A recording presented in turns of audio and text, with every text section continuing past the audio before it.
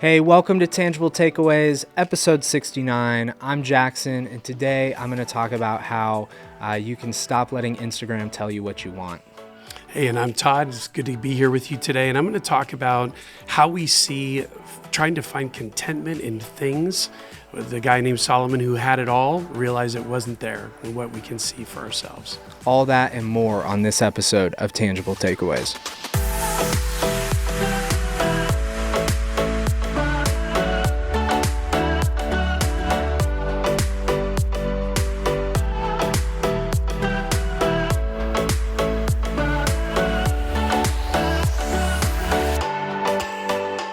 Hey, welcome to episode 69 of Tangible Takeaways. Pastor Todd, thanks for taking the time. Hey, really glad to be here with you today, Jackson. Yeah, appreciate it. This has got to feel like a big milestone. Finished off the Philippians series this last weekend. Yeah. We've got a response service ahead of us, but teaching-wise, series over. That's a big series. That was like 8 weeks. Yeah. Does that feel like a, kind of cool fall launch? Yeah, it does. I love, that's a thing that I just saw modeled here 20 years ago, was putting a lot of great emphasis on timing in the year, and fall launches were always a big deal.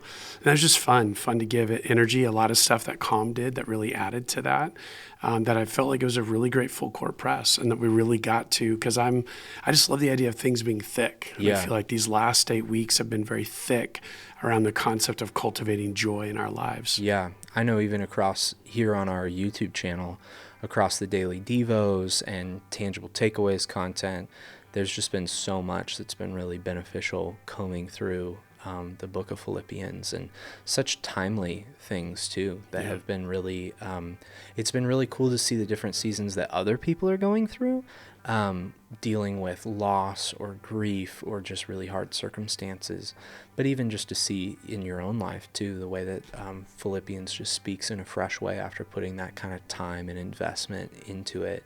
Would you say, you came in knowing, like we're going to go through Philippians at the beginning of the series.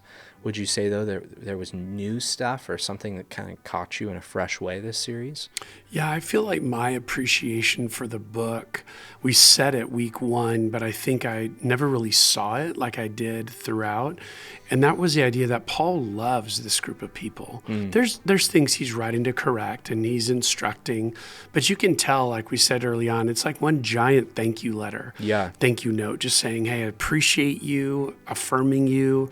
Thanks for your partnership in the gospel, all these things. And I just think I saw that anew. And I just thought, man, Paul loved these people, and loved seeing how the gospel took root there, loved how they were continuing to follow the Lord. Yeah.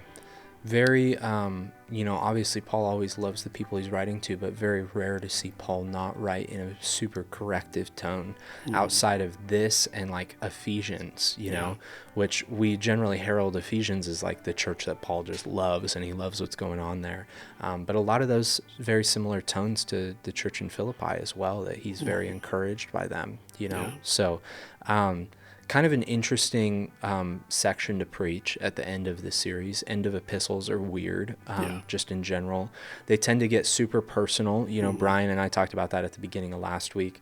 There's this really personal, like, hey, you two get along. And it's like, what do we do with that, man, in Scripture? Like, how do we deal with that stuff? If your parents named you one of those names, Eutyche and Syntyche or something like that, Eutychus, then you're just like, every time you read that, well, I guess that's me. I guess I got to get along with, I got to go find that other person. Got to go find a Syntyche to get along with.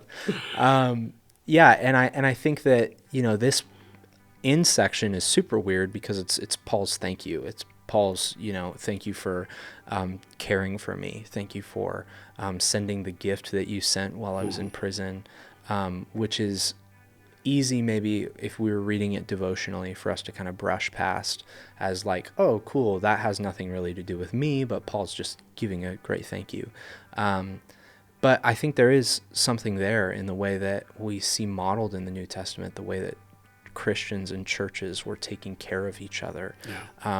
when there was such a need too, right? Because one city would basically just go up in flames and persecution, and then the other churches in the area would help. Yeah. And so seeing that kind of modeled, does that leave us with any sort of kind of action step or place for growth today where we kind of hub up in our denominations or whatever, and we can kind of become a little bit tuned out to the cares of the world or persecution happening here, or ways that we can step in and be helpful? Yeah, no, it's a great question. I think it keeps coming back to this whole concept of stewardship, right? Like, if I keep realizing that what's mine isn't mine, and that God's entrusted things, not just even to me, to my family, but to literally our church, then I think we have to keep this posture of, God, what do you want to do with your stuff? Yeah. That's the question at the end of the day.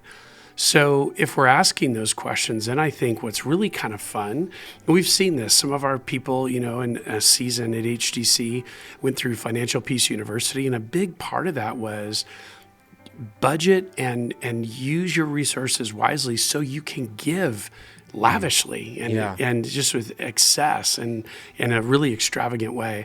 And there's joy in that. There really is. It's really fun to meet needs in a way that just really encourages someone and literally is the way that's going to get handled. So I just feel like if we as a people, as a church body, just keep asking the question, God, what do you want to do with your stuff? Here locally, around the world, church planning, whatever it is.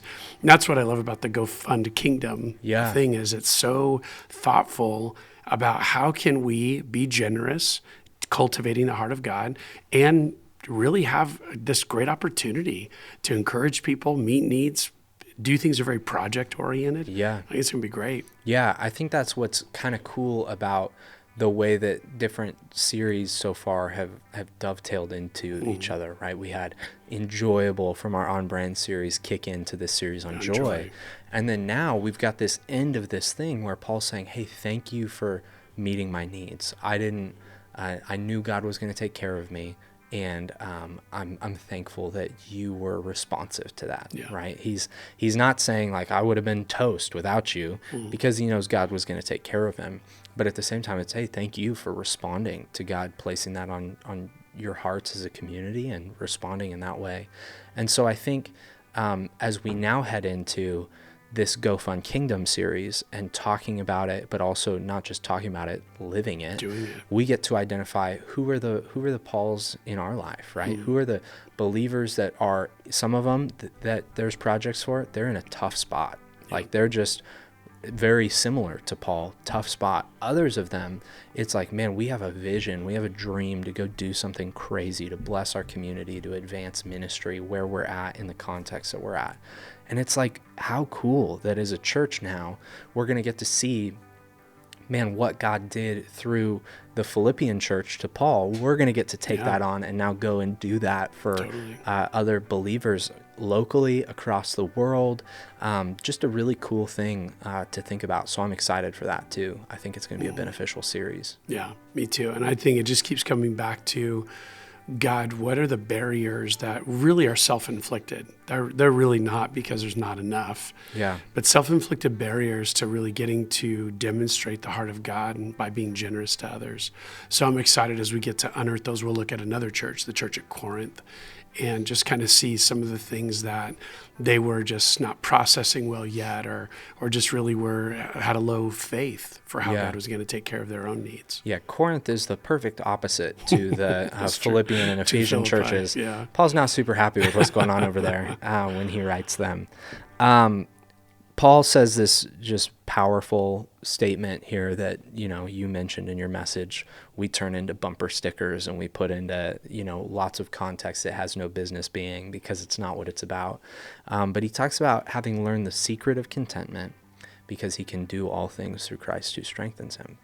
And man, I think it's funny how punchy both of those are separately, right? Like you separate the two ideas. I can do all things through Christ who gives me strength. Obviously, we just think about like, I'm going to go push a boulder up a mountain, or like, we just think about the craziest stuff we could. But then this other one, you might think culturally we have no interest in contentment, but I think we crave contentment. Like that's why we buy the stuff that we buy, because we we buy the lie that it's going to give us contentment, and that this will be the last thing I buy because I'll be set after this. So that is such a compelling idea, the secret of contentment. And what's interesting is they have to go together, those two. That's why he wrote them together, but they have to go together, because the secret of contentment is this strength of Christ. So how do we better embrace, what can we learn from Paul's example? Because I think it is so compelling. And how do we better embrace the strength of Christ so that we might live content? Yeah. I think there are people who, this sounds weird, so let me say the whole thing. They've at least sought a way to be content that has no Jesus connected to it. It is self-help. It is even other religions that might teach methods of how to, minimize in your life and declutter and just live on very little and be very content with that. And realize that there is the majority of the world that is not Southern California, that many people are content with what we would call incredibly little. Yeah. And so we got to kind of get into the shoes. What's Paul talking about? Because he is saying the reason I'm content, how I've learned this, is over a lifetime of experiences, all demonstrating the sustaining resources of Jesus, who has given me strength and provided for my needs.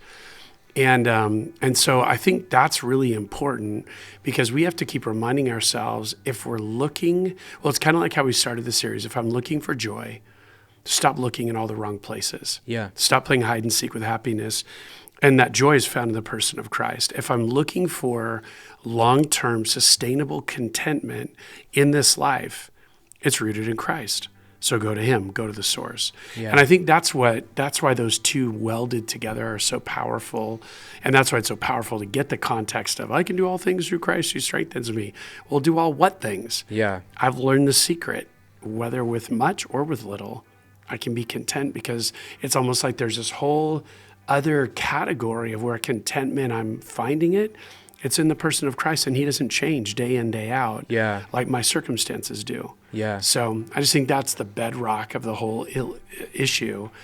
Keep going back to Christ, find my joy in him, find my contentment in who he is. Because contentment, like joy, is so circumstantial. For most of us, right? Yeah. Like it's not, and I think that's what's so interesting about consumerism is we really vilify consumerism, which is funny because we're all consumers, and you ask any marketing agency, they're targeting you as a consumer. So whether you think you're a consumer or not, you're a consumer.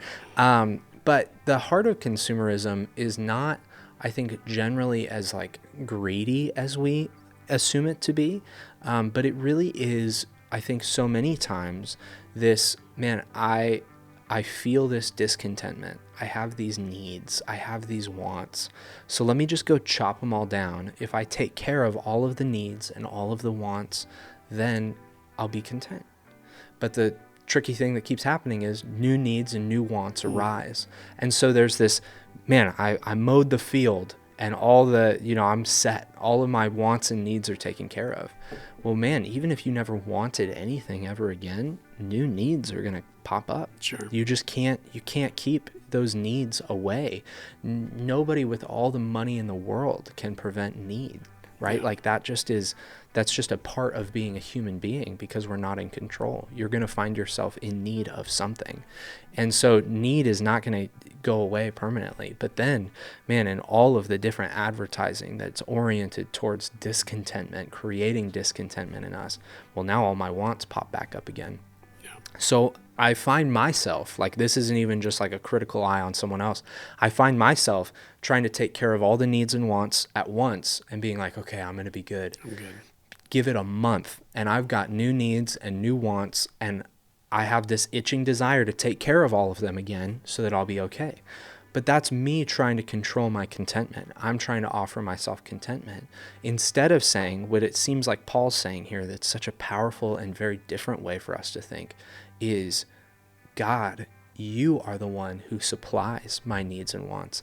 That's why his thank you is so weird, right? When I read his thank you on first blush, I'm like, it's kind of a rude thank you. It's like, thanks for the gift. I didn't need it.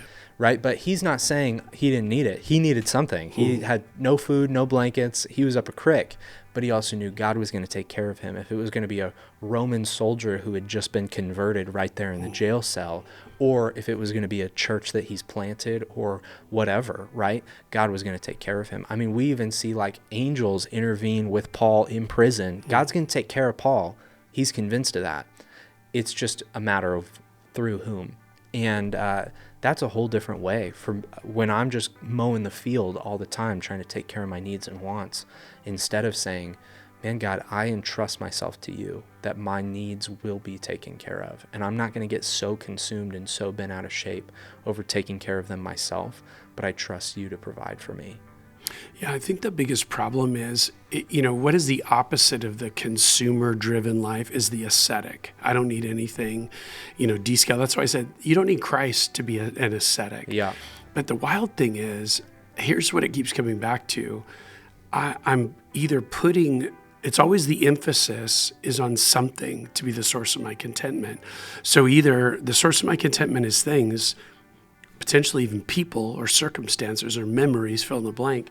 They're not built to do that. They're built to be useful. That's why the ascetic mind, I don't think, really reflects the bounty of just God's character and blessing. He gave us things and resources to use. They're not evil. Yeah. It's what we put on them that becomes the problem. And the ascetic goes to the other extreme. I can't handle, and I see as a distraction all these things, so I'm not going to have any of those around me. But then you got to wonder, I've not been an ascetic, so I'm going to now guess a little bit. But the ascetic, especially apart from Christ, we're Christian ascetics, but the ascetic apart from Christ at some point is like, well, now that I've purged myself from all those things, maybe I've kind of gone too far, because those things could be enjoyed if I could just stop imposing my need for contentment out of them. Yeah. It's kind of the stuff of Ecclesiastes, right? I mean, Solomon, the guy who probably more than anyone who's ever lived, has been there and done that. And Yeah. he records it in the first 2 or 3 chapters. And he goes, literally, I pursued all out, flat out contentment in everything but God. He gives all these great illustrations. And he's like, it was never there. It's chasing after the wind. Yeah. And that's what I think is so beautiful about that book is if someone like had the resources of Solomon and made that contentment, quest Yeah. and still came up empty, I'm never going to have those opportunities he had. But that pretty well spells out for me that's not going to be found in what I can derive either. Yeah. So I think that's our problem is we don't have a healthy understanding of relationship with God's provision because we flip it into, well, it's got to do something for me that just like everything else can only be from the life of Christ that provides that. Yeah. I like what you're saying. It's that, okay, I'm entrusting myself that God's going to take care of my needs, but that too will not in itself be the secret of contentment. We've got plenty of people that their whole prayer life is just firing up a flare of, dear God, please save me from this. Please help me take care of this, which is great. That's a part of our prayer life. But some people, that's it, right? That's all they've got. But that is this, God, I'm trusting you to take care of the needs in my life or whatever. But that's not alone going to bring contentment, just having our needs met, because I'm meeting my own needs with the stuff that God's given me, and I'm still not content. Yeah. So just because he's the one meeting my needs now still does not equal contentment, but it's the context in which he meets our needs, which is relationship. Because ultimately, the only thing that will ever satisfy us, that will ever quench us, is relationship with God, because he is what we were made for. He's the perfect piece to our puzzle piece. He is the unknowable one who is so near and so knowable. And it's that beautiful, I can never fully understand you, but there's always more for me to get, which continues just the satisfaction and the creativity and the inspiration. And it makes him so worth knowing. But at the same time, you're so near, you're so known, you know me so well. It's in that context, that intimacy of relationship, that's where contentment is. Because even though Paul trusts God to meet his needs because he trusts his good character, At the end of the day, Paul's needs couldn't have been met. He could have died of starvation in that jail cell, and he would have still been content. Yeah. Because for Paul, the answer is, you can take everything away from me. You just can't take away God. Yeah. You can't strip him from me. Even his own spirit indwells me. You couldn't separate him from the flesh or the bone of my body. That's how close we are. Yeah. And that's the context of contentment. Yeah, and I just think it's such a cool thing to go, God, I want to keep growing in my valuing of the person of Christ for everything about my life, my just sense of purpose, my sense of mission, but my sense of understanding what love really is, my sense of understanding what truth really is, my sense of understanding I really will never be fully content this side of heaven. And what am I most excited about in heaven is Jesus, who's made himself knowable now. Yeah. So I'm going to soak that in and go after that, and knowing that that will be fully realized on the other side of this life. So I just think it's this wonderful thing of going, God, in the book of Philippians, we see this related to both joy and contentment. If no one can take you away from me, then that should be the source of these things that matter to me most, rather than, well, maybe it's over here, maybe it's over there. No. It's in the person of Christ, and everything else can kind of spread away against from that, but that's the nugget. That's the essential. Yeah, we can't get away from that. So what would you say, tangible takeaways? We're here looking for some practical application from this weekend, and I think this will only be the beginning because we're launching into this generosity series. But how do I better begin to lean into that practice of contentment? Yeah. How do I get there? I wonder if one of the things, like I loved our Post-it notes for the joy, my particular pack I took was, I won't let blank steal my joy. And that's just been so good for me to be, again, reminded, because my joy is rooted in Christ. No one can take him away from me. And I wonder if the same thing related to contentment is when I'm sensing this will fulfill, and it's anything other than Christ. Because the problem is, we do this with relationships all the time. God's built us for community. That's great. But when I start imposing my need for contentment on my spouse, on my kids, on my friends, my small group, fill in the blank, they can't do that. Yeah. They don't have that to offer. So it's like on everything that I'm beginning to look for contentment, apart from the person of Christ, maybe just that look in the mirror thing and go, wait a second, that's not going to be it. Yeah. That's not going to provide that. That's not going to be sustainable. And so just kind of just checking myself consistently, and even sometimes smiling to myself. I'll see an ad and go, oh man, that'd be so great, or I'd love to go there, whatever, and then go, no, but that's not it. Mm-hmm. That all might be fine and well, but contentment isn't at the end of that journey. Yeah. Yeah, that's such a great pattern to begin to develop, is catching the lie. Mm-hmm. Catching the lie in advertising. Man, Instagram's got me pegged so good. Like their ads are just spot on. Like, it's my vibe, it's my aesthetic, it's what I want. I'm at the point now that social media is telling me what I want, right? Like, I don't even know what I want. We know you better than you know yourself. I'm just like, what does Instagram think I want? Because that's what I want. And it does such a good job of stirring up discontentment in me. And so finding a way to practice, and I do think there's a legitimate thing to say, like, man, I have kind of spiraled out of control in this area. And I did this recently. I just went off of Instagram for like 9 months. Like, I can't, like the incessantness of the ads, I'm losing time and time again. So I just need a break. And now I'm back with a little bit of a healthier mindset towards it, I think. But man, that is a challenge, a big challenge for us to then, as you're bombarded with that. I mean, in one session of scrolling on social media, you'll probably today see 15 to 20 ads. That's a lot of ad space that you're consuming on a regular basis, and that's just in one sitting. And they've got you dialed on an algorithm, so you're just generating this discontentment. But getting in the practice of calling out the lie to say, if I had that thing, because the whole point of an ad is to say, if you had this thing, it'd make your life better. Yep. you'd never want again if you had these sweatpants. You'd never want again if you had these shoes, whatever it is. And it's like, that's just not true.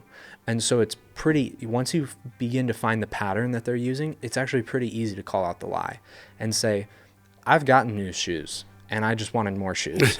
That doesn't mean those aren't cool shoes, or maybe that I shouldn't even buy them. Sure. But that just means I'm not going to buy them because it's going to change my life. Right. And we should be the most like proofed in this way because we understand that Jesus is it. He's the only option that's going to fix my life. Right. Like that's kind of a fundamental belief that we have. Yet we keep buying the lie in ads that like, well, if I had these super cool shirts that they fit you perfectly, they make you look good, it changed my life. I'd never want a shirt again. Right. It's like, that's just not true. So getting in that pattern of calling out the lie. And one thing that I'm going to do in the new year, it's one of my New Year's resolutions. It's not for the sake of, just saying owning things are bad, but almost to challenge myself. One of the things I'm committing to in the new year is to not buy anything for myself. I thought this would be a really good challenge to like really get at that root in me that feels I so want to numb myself out with stuff. I want to own stuff. And I think it keeps me from maybe some stuff that's laying underneath the surface. So I'm hoping to excavate some of that this year by committing to not buying stuff for myself in 2023, which who knows, that's going to be tough. But I think practically that's one of the things with the new year coming up, good time to dedicate to some big stuff. That's one of the big things that I'm committing to for 2023 is, hey, I don't want to buy anything for myself. No toys, no clothes, none of those kinds of things. I've got enough, right? So my contentment isn't going to be found in 2023. I'm making it not an option to be found in stuff. So I'm almost secretly, I'm deceiving myself. I'm forcing myself to find it in Christ. Sure. Otherwise, I'm just going to be banging my head against a wall, very discontented in 2023. That's great. And so I'll be sure, by the way, too, to get you some lists of some of the things I would like. Yeah. If you are going to be buying things for other people. If there's freed up money somewhere, could let me know. No, it's great thoughts. I love that. And I do. I think this is then the problem. When I have given myself over to consumerism, I can say I don't have enough left over because every last place that didn't go to a rent or a utility bill or something like that's going to feed this need for contentment. The beauty is if I will pull away from that, pay attention to the lies, and then realize there's great joy in getting to meet needs for other people. Yeah. And it's that generosity thing. I just don't know that we even know how thrilling it is to demonstrate the heart of God to other people because we just haven't practiced it much because we have all these reasons why we don't think we can. Yeah. But it's taking away the layers of all the barricades to that and going, I've stripped it down. My contentment isn't in stuff or places or whatever. But now I actually, and I'm being wise, like Paul's going to tell the church at Corinth, set stuff aside. Don't wait till I just show up and what do we, pull out of our pockets today. See if it's a good day or a bad day. Yeah, be setting stuff aside so you'll have something to give, and then be so excited that God gets to use the stuff He's entrusted to you to help other people. And I think there's a thrill of generosity that we just haven't tapped into enough. Yeah. That's good. Yeah, and we're real excited for this upcoming series. We hope that it's going to be a blessing to you. And hopefully this conversation's been a benefit to you. And even this last series that we've been in here, enjoy. So let us know if you've got a takeaway from the series there in the comments. Don't forget to like the video, subscribe for future videos, and hit the bell so you get notifications. Maybe share it with a friend if it's been a helpful conversation as well. Thanks for taking the time. You got it. Appreciate Thanks for having me. Yeah, that's all we've got for this week of Tangible Takeaways. That's all we've got for 2023 of Tangible Takeaways. Or 2022. We'll be back in 2023. We're going to take a break for the holidays. We hope you enjoy that time with family, and we'll catch you guys in the new year. See ya.